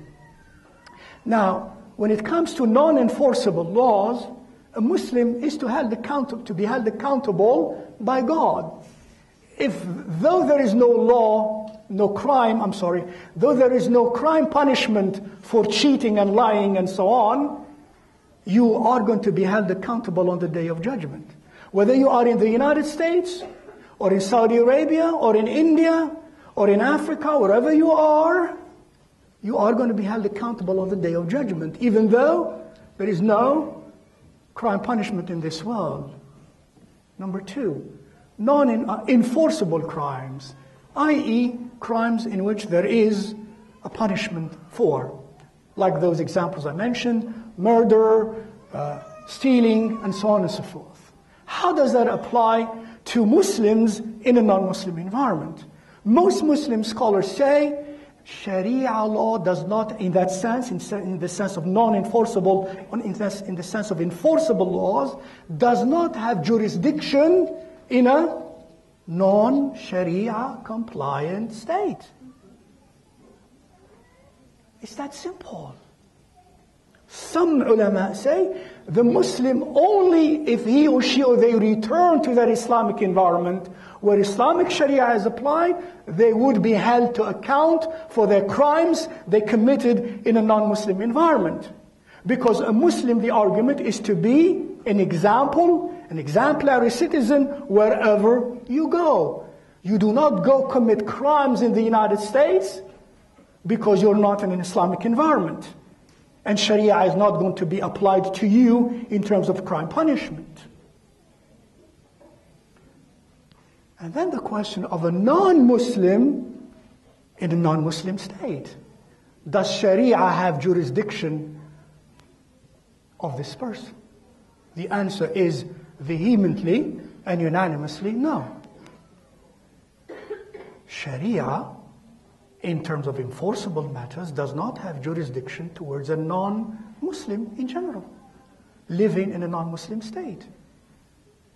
I have said this when I also expressed to you what the scholars have said, what the Sharia says about non-Muslims living in a Muslim state, whether they are citizens or visitors, and the difference between the two cases as well. Now, having said that, I hope by this I have tickled your interest, rather than have told you everything. Obviously not.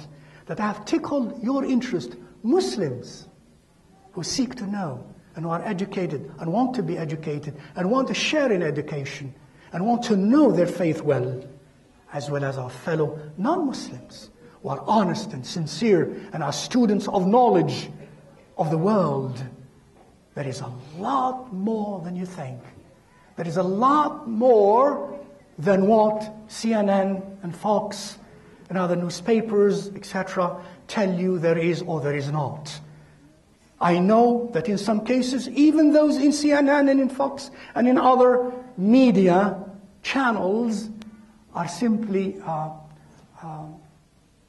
victims of ignorance.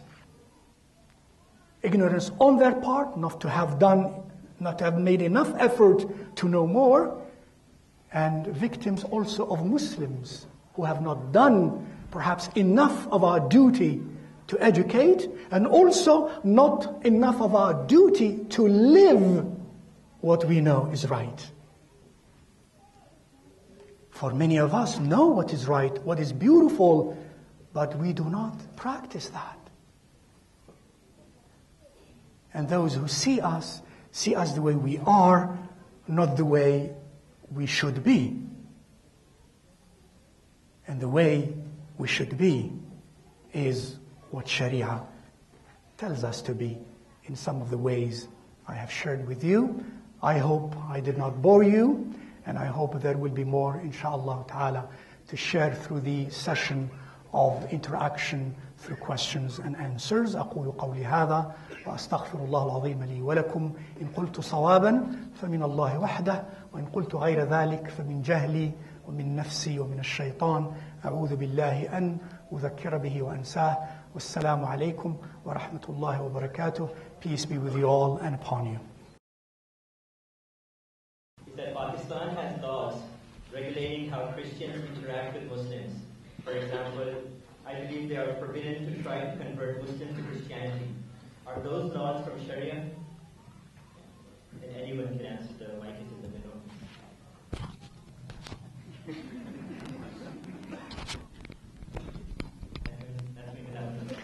Bismillah, alhamdulillah, wassalatu wassalamu ala rasulillah wa alihi wa sahbihi wa man wala.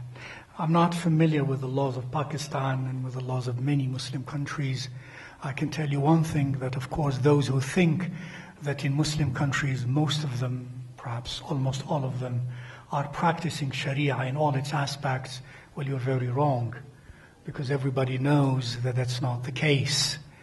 And the struggle towards the application and the implementation of the Sharia, especially in the spirit, not only in the letter of Sharia, and the concept of the variability of the laws of Sharia under certain circumstances and so on, is yet to be seen in Muslim societies, neither going to the far left extreme nor to the far right extreme. We need a lot to work on, by the way, in Muslim countries about the implementation of Islamic law. There are rights of man and women that Sharia grants them, Muslims, that are violated.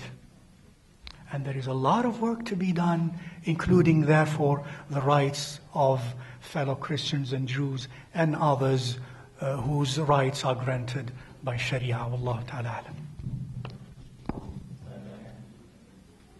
The next question I have is very simple. What is Zimitude? Zimitude. Zimitude is a derogatory term they give to Allah. What is Zimitude? Oh, I learned another word. See, we coined an English word, Zimitude. It's Arabic, by the way, it seems, and the tude is English. Dhimma, the word is dhimma. You heard me mention the word dhimma. People of the dhimma, the dhimmi, the adjective is dhimmi, the noun is dhimma. Now we have an English word, the state of dhimmitude. Oh, that's interesting. What is dhimmitude? As I mentioned to you, the word dhimma is a word in the Arabic language which is very noble and very beautiful, which means a non-Muslim, especially Christian and Jew, citizen of an Islamic state, is under the protection of God and His Messenger. Under the protection of means under the dhimma of. It is so serious that it is called dhimmatullahi wa rasulih. In other words, somebody who violates the rights of a Christian or a Jew living in the midst of a Muslim society is violating the contract God imposed on him or them or her. It is not simply violating the right of another human being. It's violating the right of human beings and the right of God upon you and upon society. In other words, you have said to these people, I give you protection by God's leave and His Messenger. And then you go and violate that because of your priorities and preferences. You have violated the dhimma of God. In other words, you have acted on behalf of God and His Messenger in a way God of His Messenger despise and would not be represented properly. Let me just. I just wanted to. Hello. Assalamu alaikum. Just wanted to add one little thought to what Dr. Mokthar said. And there is no mention in the Quran, by the way, for the word them, at least in its understanding as minorities. And that is a classic example of what I said earlier in my talk, that we as Muslims and our scholarship does not necessarily agree in absolute terms on the definitions of those things and those words. So the designation of a particular group as Ahlul Dhimma, again, that is a scholarly attempt to understand the discussions in the Quran on jizya, which is the tax that minorities in newly conquered lands, 1400 years ago, are supposed to pay. And the scholars have disagreements about this. Most notably, Imam Shafi'i, for instance, talks about the tax that is imposed on non-Muslim minorities in Muslim lands. And he said that this is basically like a rental, right? It's like a rental. Someone like Imam Abdul, for instance, who had, interestingly, in contrast to his contemporaries, he considered this to be an act of submission to the state. When you pay the jizya tax, that you are conceding to Muslim authority, for example, which most of his contemporaries did not hold that view. They were much milder view. Some of the scholars said, it is you paying tax so you don't have to be enlisted in the army, right? 300 or 400 years into the transition of those people into the citizenry of the state, Christians in Muslim lands, they became enlisted in the armies, they became citizens, and they did not have to pay the jizya tax anymore. So, we don't have a clear disagreement, we don't have a clear agreement within Muslim legal discourse about all of these designations, and it goes back to the same idea that I was mentioning earlier, that there isn't that book in every Muslim bookshelf that is called Sharia, and that we're going around to implement. So I have two questions, and we're both related to the same topic.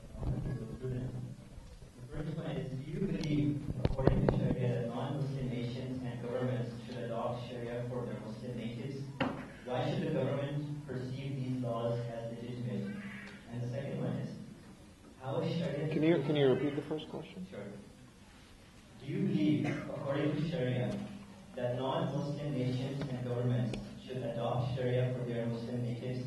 Why should the government perceive these laws as legitimate? And the second one... One by one. Shaykh, you take a jab at this one.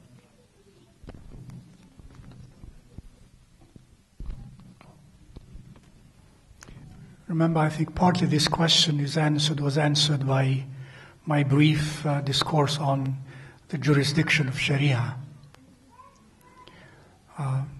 If non-Muslim states, and the non-Muslim concept of states has also differed a lot and evolved a lot from the time of the Middle Ages. Europe, the United States, America is not what Europe was and the Western world was in Middle Ages. Remember, from a concept of no freedoms of religion, in the United States only recently, Catholic priests were hanged because they were not Protestants. There's a lot of development, a lot of progress that is highly praised and highly appreciated in terms of understanding the values of the human beings and the concepts of minorities and the concepts of pluralism. Now, when non-Muslim states, if they chose to grant their Muslim citizens as minorities the right that Islamic Sharia granted to its minorities amongst the Christians and the Jews in medieval times even, of having their own civil courts to adjudicate their matters to, or to choose the Islamic Sharia alternative. If non-Muslim states would choose to do that, I think that's very smart, that's very intelligent, that's very democratic, that's taken pluralism in democracy to even a nobler level and a nobler state, and that I am sure, as long as the choice exists, it would be something certainly wonderful and a precedent in international communities, in particular the Muslim, the Islamic one, already existed in the time even of medieval ages, and only in the debacle of Muslim societies and Muslim systems that had disappeared from the face of the earth. And remember what Justice Jackson said in my early quotes that I mentioned, what Professor Vera Mentry and Professor Reiner said also about the influence of Islamic Sharia and Islamic law at the level of the different spheres of law in the Western world, that most Westerners, especially the non-educated and even most of the educated, do not know in the development of Western law in Western societies. Wallahu a'lam. The next question is, most of those in the U.S. who are afraid of Sharia's, how do you read this? Most of those in the U.S. who are afraid of Sharia's imposition point to Europe as an example of creeping Sharia. How do we eliminate this concern of becoming an issue in the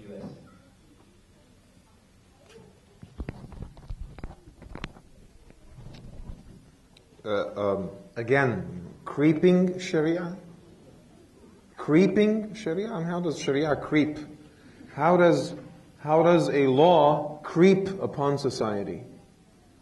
If we have any trust in democracy whatsoever, how could we envision that, I don't know, some laws that are primarily practiced in sub-Saharan Africa will creep upon American society? How does that? If we have the slightest trust in democratic institutions, if democracy is not a sham, if democracy is not a deception, we need to trust the process that citizens are educated enough to vote against any law that they consider to be not beneficial to their affairs or to their economy or to their freedoms and so on and so forth. And I think democracy had its good run over the past few hundred years. And even though we're not happy with all of its products, but we have seen that the Western world that has relied on democracy and the freedom of expression and the ability of people to retain property and do whatever they want to do with it, and a mild form of practicing capitalism, that actually yielded some fairly positive results.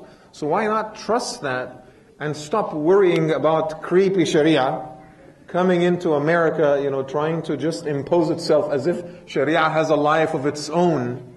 And I really think that is right-wing propaganda that is used in this country at the right time when it's election time, right? In order to sway voters to vote Republican, because fear is one of the most effective ways of getting vote, right?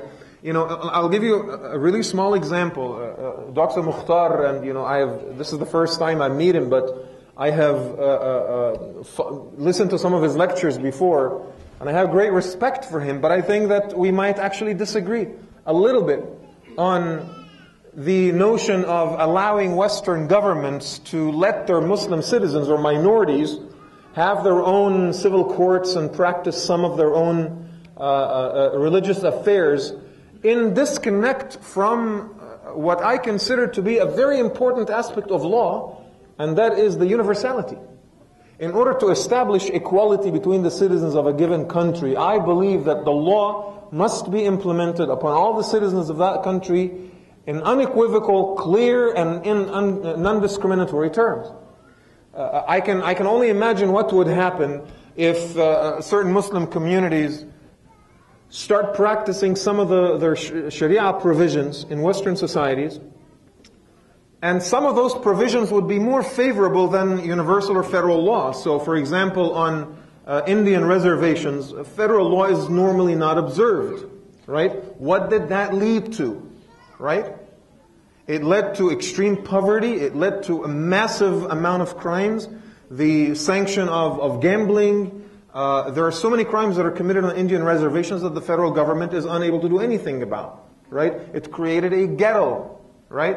The flip side of this argument is people who are not Muslim finding benefit in becoming Muslim because the laws are a little bit lenient here or lenient there. So, oh, wait, Muslims can marry 4 wives? I'm converting to Islam tomorrow. And then you have a large numbers of people that are changing their religious affiliations for convenient purposes and not because they truly believe. And I'm not sure if that is a healthy state of any government, and that is certainly not what is happening in Europe. Now, if Dr. Mokthar and I cannot agree on one small article that has to do with Sharia, with all love and respect to him, how can Sharia creep upon American society when those who are supposed to be writing it are not even agreeing on the direction in which it is supposed to be creeping? Thank you. First of our Q&A sessions. We will have a second Q&A session immediately after Maghrib. Right now we're going to take a break for dinner, and dinner for the sisters on my right hand side, and for brothers on my left hand side, and also at the same time we're breaking for Maghrib, and we'll start the session again.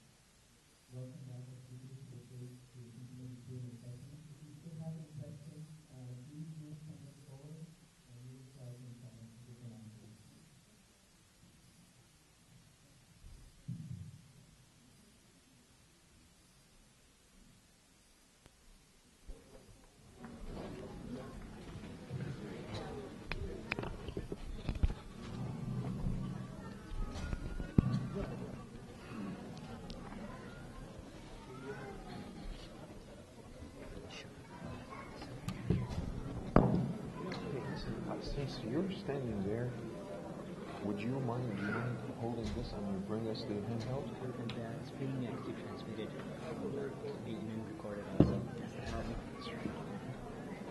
Otherwise, that's the best.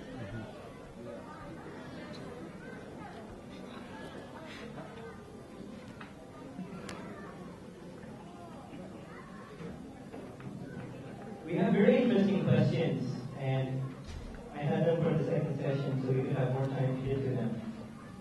The first question, the questioner asks our speakers to comment on blasphemy laws, apostasy laws, and the apostasy laws is actually agreed by Apostasy laws, all the schools. And the questioner goes on to refer that in Bukhari mentioned that change, he didn't kill that person, he refers to that. And he also wants to hear about protection of religion, and also freedom of religion, and what's the law of conversion. Muslim society are changing the religion or shield. It's a handful. And these things. I could take a question of it. The question that was raised earlier, I think it was the same one. Assalamu alaikum. I think this question was raised earlier. Did you guys understand the question, by the way? So I think, if I understood the brother correctly, the question is about apostasy laws in Muslim countries, and the issue of people converting out of Islam, and the other issue of evangelism and missionary work in Muslim countries, and basically the attempts to convert people to Christianity or other religions. And let me handle the second aspect of this question first: missionary work. And I will share with you my absolute honest opinion. Muslims and non-Muslims in the audience, this is how I feel. When Why Islam goes to the farmer's market or goes to the mall in order to distribute material about Islam, do you have any equivocation? Do you have any hesitation or lack of understanding of the identity of why Islam, when it's in fact, the name of the organization itself, which is affiliated with ICNA, is why Islam. Okay? The very first statement they're making is that we're Muslim and we are trying to distribute information about Islam. If you have any questions, if you want, please come here, take your flyers, read them on your own, and that is the extent of it. Right? This is the form of da'wah that we as Muslims accept. That you have to profess your identity from the get-go. Now, with all due respect to churches that promote missionary work, they go to Africa, to destitute neighborhoods, right? They masquerade as humanitarian groups, as schools, as hospitals, and people at the very lowest point of their lives, when they need food, when they need medicine, when they need education, we give them that and whisper in their ears, and by the way, if you believe in Jesus, you will be saved. While I uphold the rights of Jews and Christians to preach their own religions, as much as I think Muslims are entitled to preach their religions as well, I think that this is a dishonest way of doing it. Right? This is my opinion.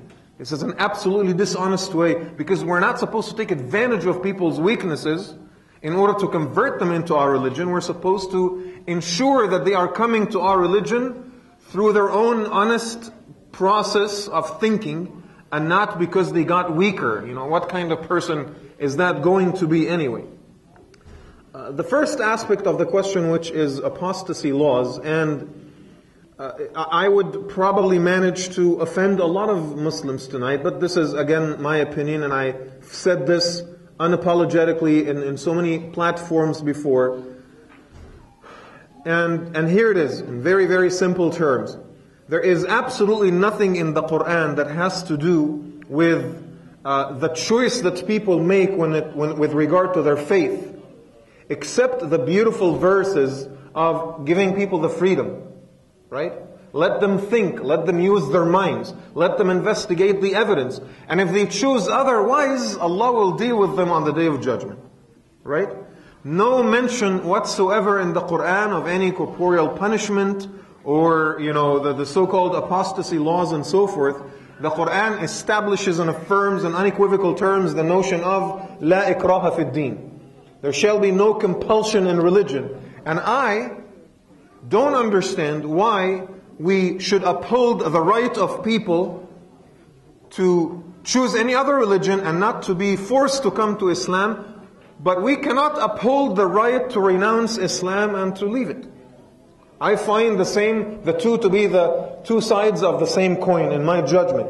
There was actually a very important research that was published about 15 years ago, written by two scholars, Shaykh Mohammed al-Ghazali and Dr. Muhammad Salim al-Awwa, and both are Shari'i scholars in their own right. And the research was called Mabahith al-Ridda, a study of apostasy.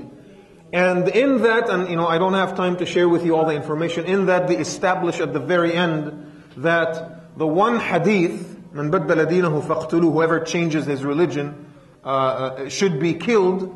They say that this particular tradition that is attributed to the Prophet ﷺ, even if it is true, cannot in and of itself be used as a basis of law that would change the lives of people and would cause the state to terminate the lives of its own citizens because they renounced their religion. So at the very conclusion of this, they basically made the argument that there is nothing solid. There might be some ahadith here and there, but they are not strong enough in their judgment. They may be strong in terms of their chain of narration, but they're not strong in terms of the content. The matan, the content of the hadith itself, in their judgment, is contradictory with one of the most fundamental teachings of the Quran, and that is religious affiliation is a personal choice, right? For that evidence, they basically are dismissive of any notion of apostasy laws. People have the right to choose the religion that satisfies them. In the ancient world, since religious affiliation and citizenship were synonymous to each other, there might have been cases where people who renounce Islam also with it they renounce loyalty to the state, so they become, something like a spy or a fifth column or something like this. And there were instances in which the state executed people who renounced Islam. That is historical evidence and it is established. But those scholars think that it was done not primarily because they changed their religion, it's because of their loyalty to the state has changed and it was synonymous to collaborating with the enemy. And espionage in many Western countries is punished by death. So they're explaining it that way, and I'm sure Dr. Mokthar will have more interesting perspectives about that to share.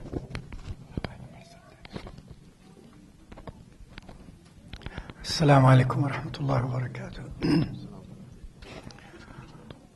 Well, actually, what I know of the issue through the study of the texts of the Quran and the Sunnah, and the study again of the commentaries of the scholars pertaining to this question, I have come to the conclusion, which is consistent with the opinion of many scholars, modern scholars, medieval scholars, and even opinions of great teachers as far back as 14th and 13th centuries ago.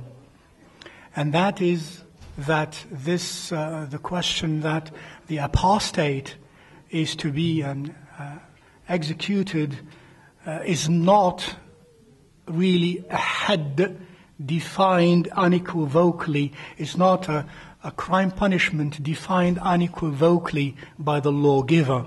In addition to what my dear brother Hafidhullah mentioned, actually, and of course we cannot expound on this issue here in few minutes in answering this question.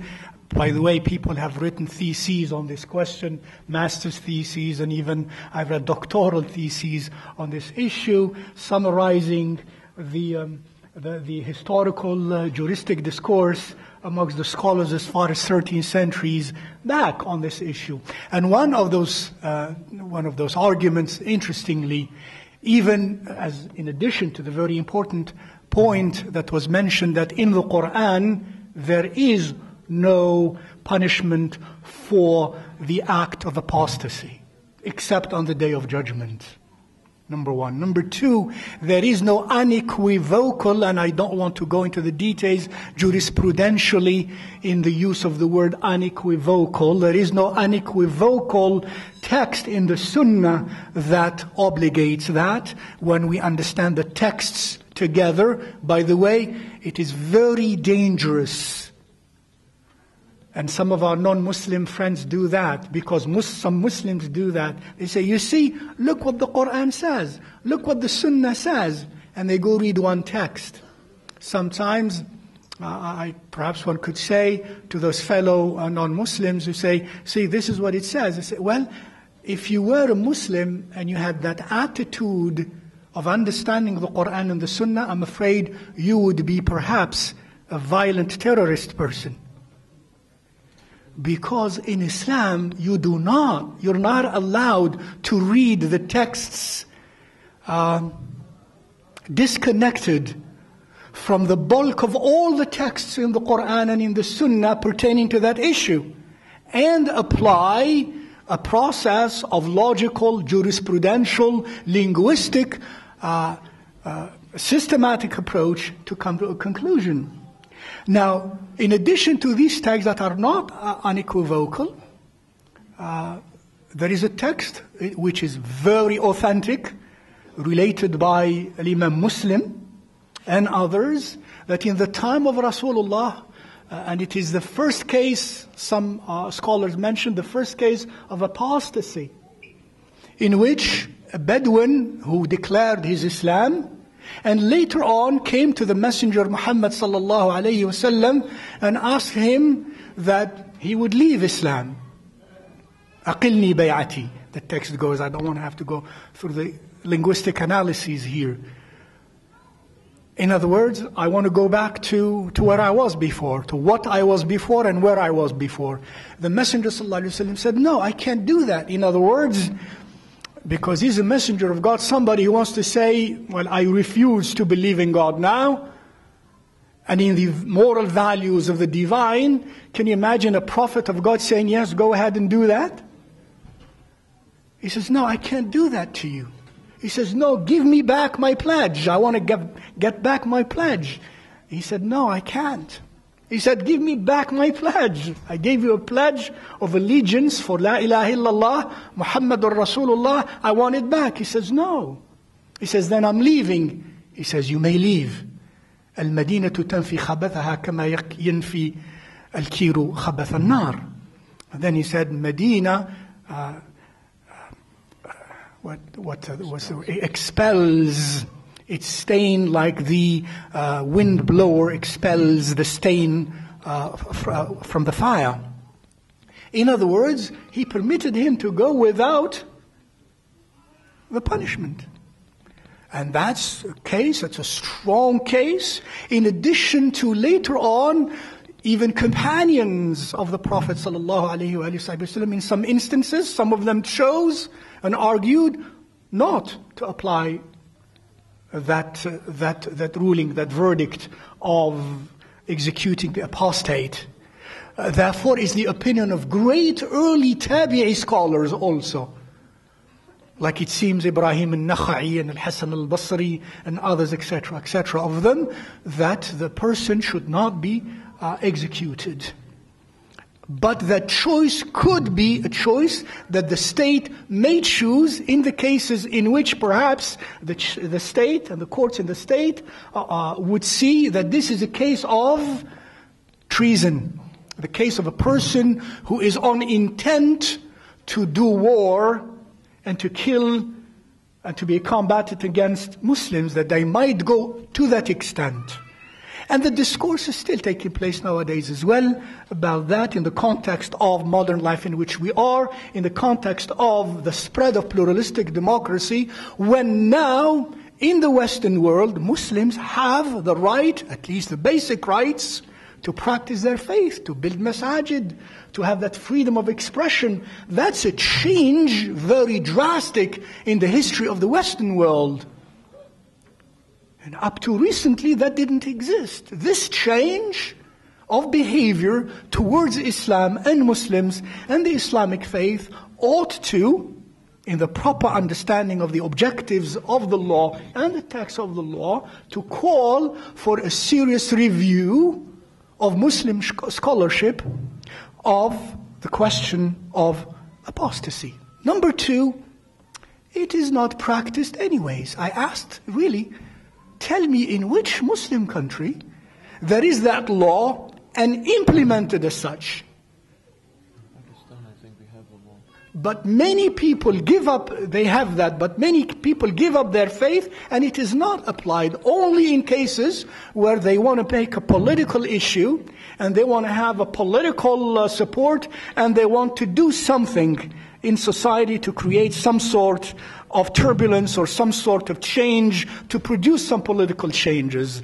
That's not certainly in the spirit of preserving Sharia. It is not applied.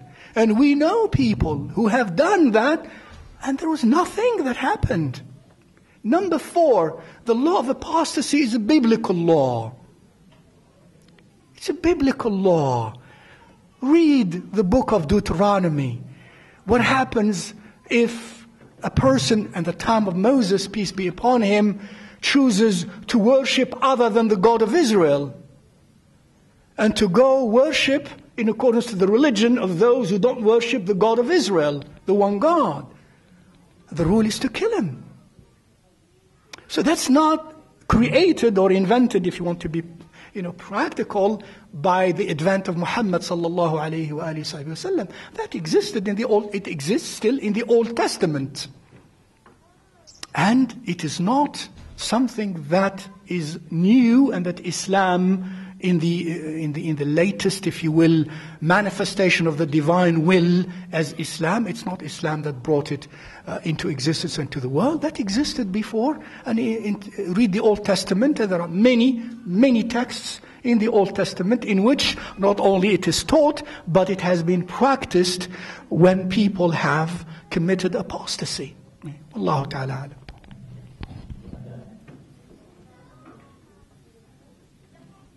A quick question. Does Sharia justify the death penalty?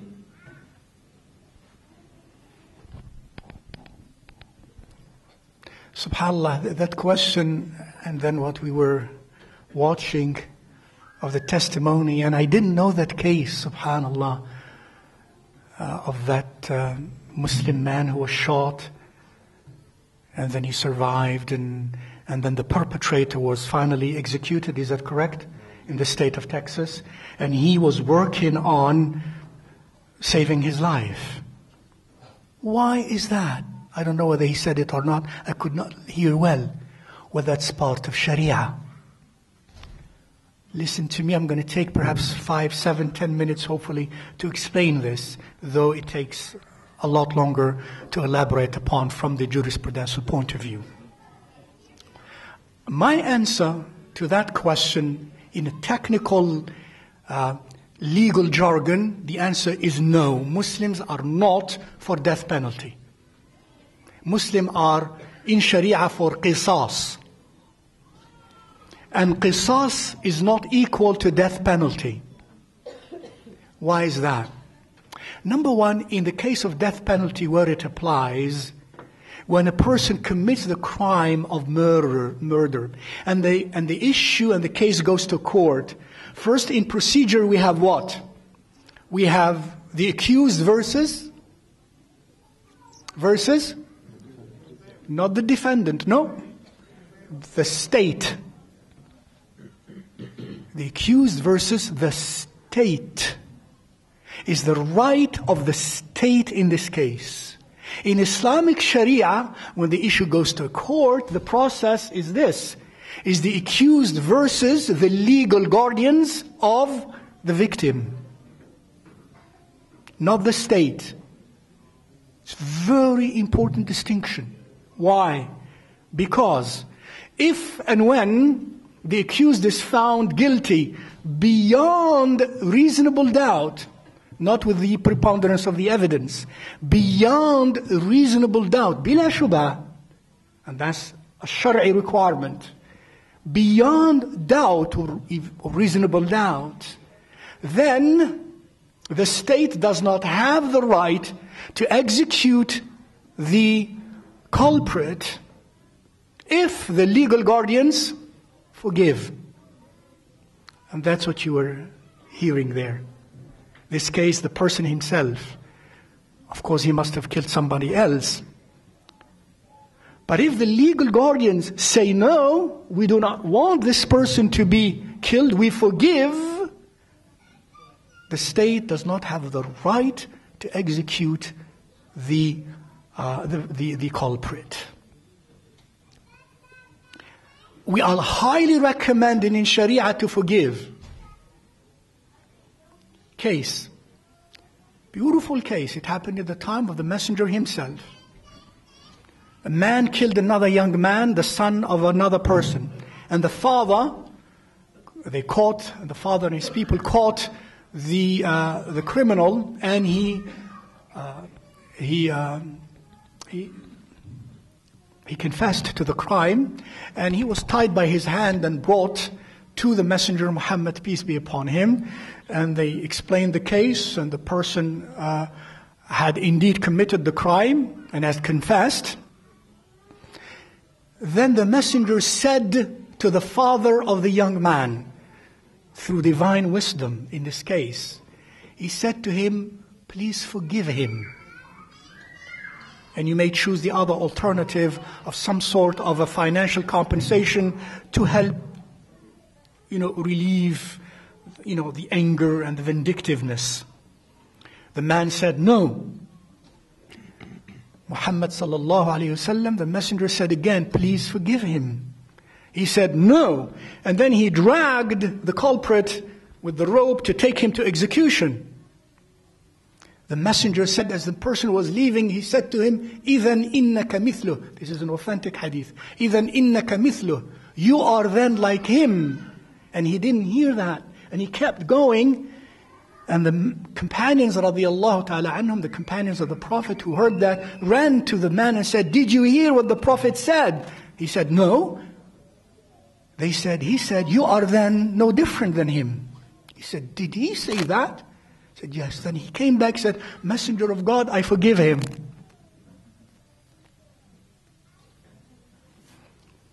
And the Quran teaches and emphasizes forgiveness in this case.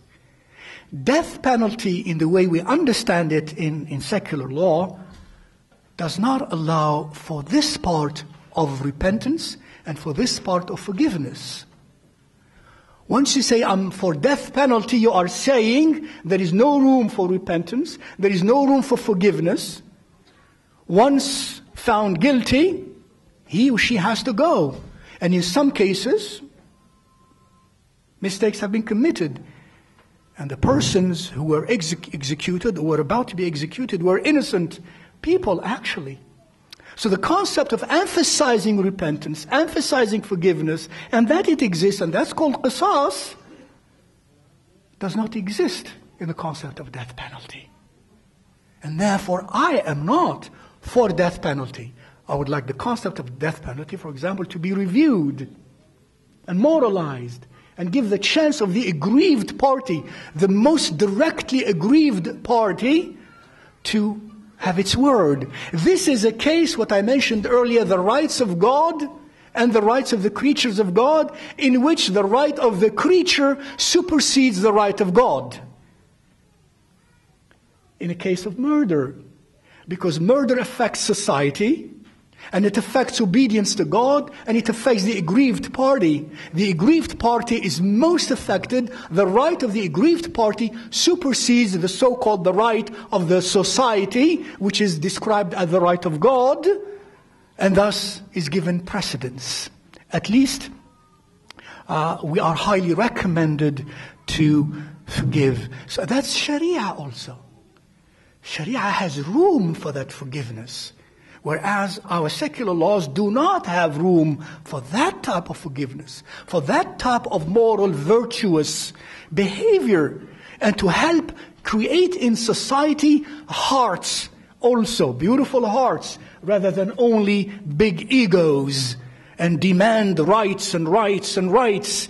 Those of us who demand rights and are focusing on rights and rights may rest assured that we will violate the rights of others. That we will violate the rights of others. But if we were focused on compassion, on rights flavored with benevolence and forgiveness and compassion, then the result in society would be, I think, a better society, better human beings in the long run especially, and God knows best.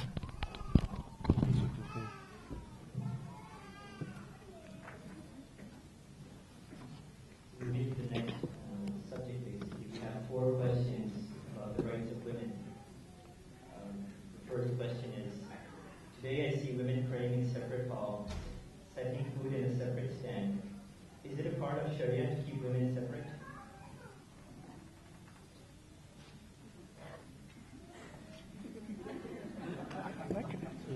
You want to take care of that one? Go ahead. You want me to? Go ahead. I really don't want to. Go ahead. Jazakallah khair. I want to hear it. I want to hear it.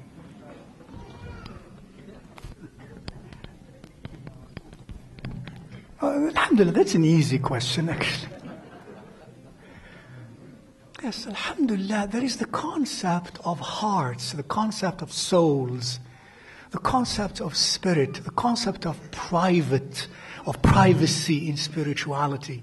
You do not know that until and unless you go through the holistic approach of our faith, and you go through a spiritual experience of what you know in your head about the faith. You will then realize the beauty, really, wallahi al-azim, the beauty inherent in that type of behavior.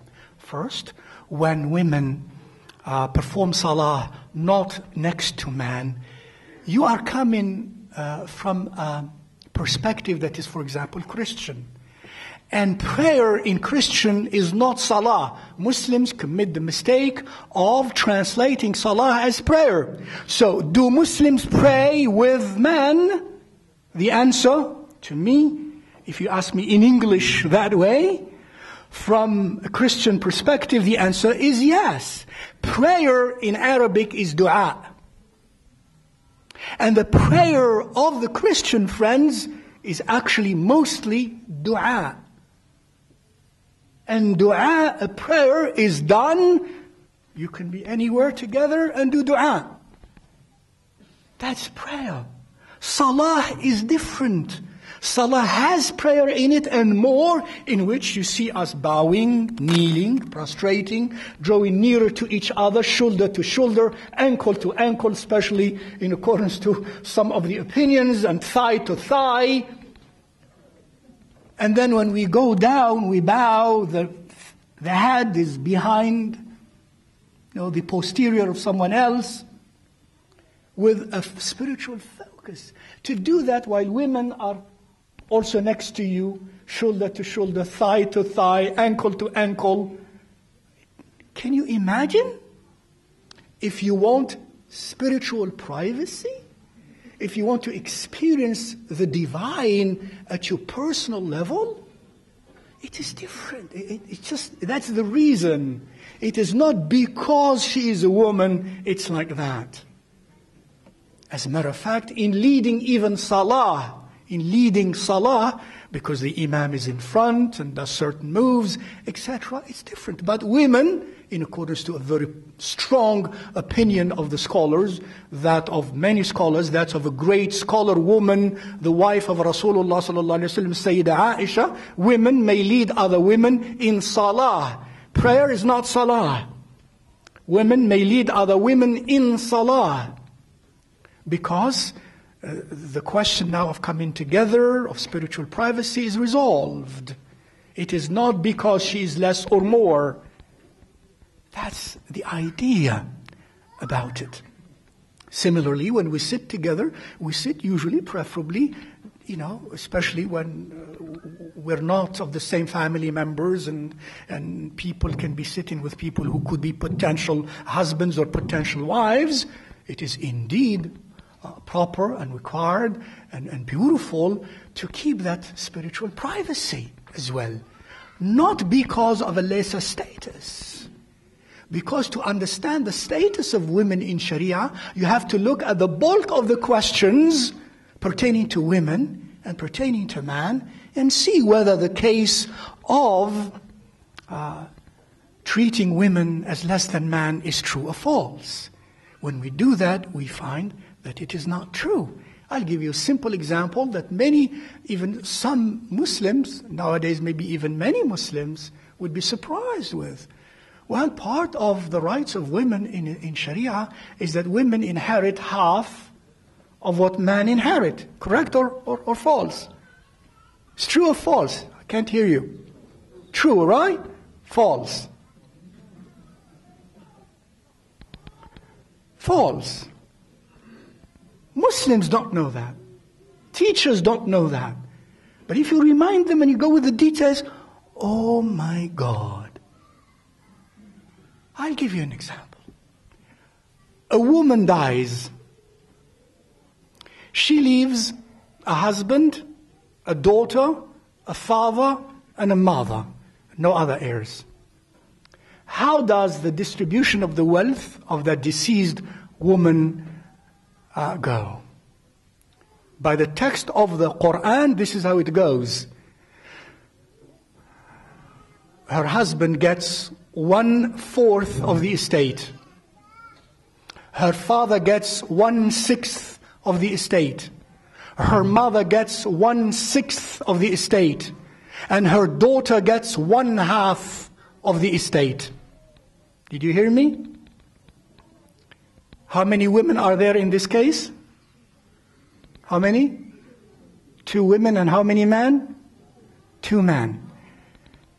Now that daughter who took 1/2 of the estate, compared to what her father took, is how much? Twice. So this is a woman getting twice the share of a of a man. She took 1/2, her grandfather took 1/6. What's the relationship between that? 3 times. Here's a woman who took 3 times the share of another man. Right? The grandmother took 1/6. The grandfather took 1/6. Was this relationship equal? So what's going on? You see, Sharia is much more beautiful and complex than many think it is or it is not. Here's the case.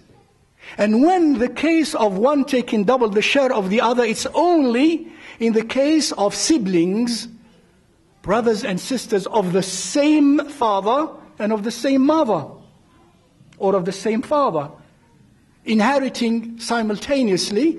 Then the daughter, the sister, takes 1/2 of the brother because of many reasons. One of the reasons is the inheritance of the woman. As she inherits it, she does not have to spend any of it when she gets married. It is still the duty of only the husband to provide. Number 2, if the woman is not married, is young, or is not married, she goes where?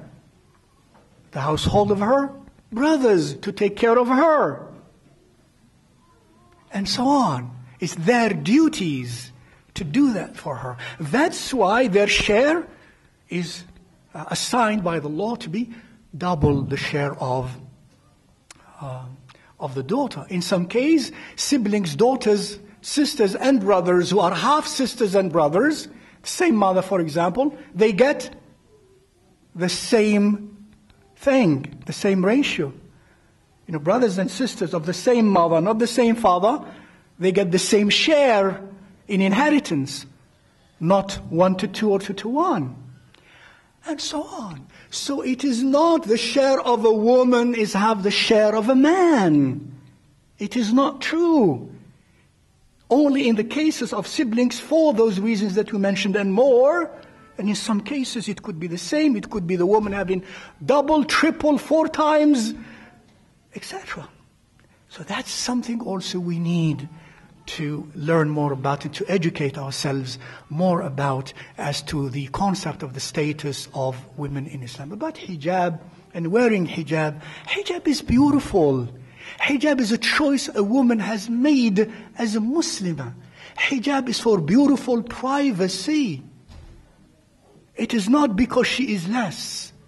In the Old Testament and in the New Testament, in the time of Jesus, peace be upon him, how did Mary, the mother of Jesus, dress?